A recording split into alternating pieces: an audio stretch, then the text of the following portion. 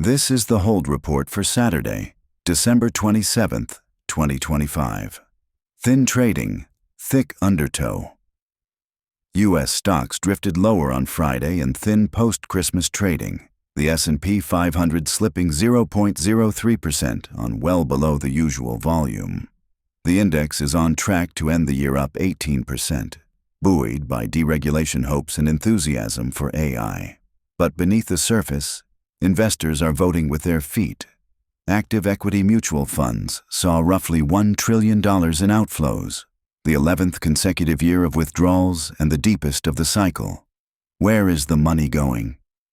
Into commodities. Gold and silver hit fresh records on Friday, with silver surging nearly 8% as amateur investors pile into the trade. Both metals are posting their best annual performance since 1979. The geography of risk is shifting.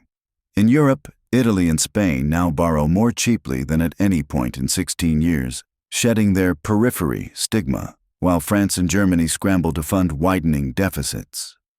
In trade, Mexico has emerged as the unexpected winner of Trump's tariff regime, its exports to the U.S. surging even as duties were designed to punish it.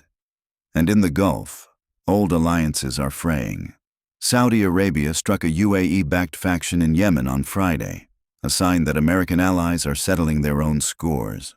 The AI build-out that powered this year's rally is straining at the seams. Tech giants have shifted $120 billion in data center debt off their balance sheets, keeping earnings clean while binding Wall Street to a bet that may or may not pay off. So desperate is the hunger for power that data centers are now turning to aircraft engines, jet turbines bolted onto trailers, to bypass grid connection delays stretching to 8 years. Power on Wall Street is concentrating too. Family offices have emerged as major players, and private equity dealmakers are structuring trusts in South Dakota to avoid taxes on carried interest indefinitely. Geopolitics offers little resolution.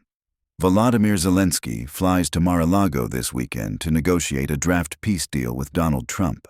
But Russia struck Kyiv the day before the talks. In Nigeria, American airstrikes hit ISIS camps on Christmas, though locals are puzzled by the targeting. And in China, industrial profits plunged again as deflation and weak demand tightened their grip on the world's second-largest economy. Oil fell nearly 3% on Friday.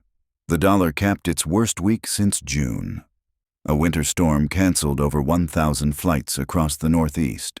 Deal-making finished the year near $4.5 trillion, the second best on record. The year is ending quietly, but 2026 will have questions to answer.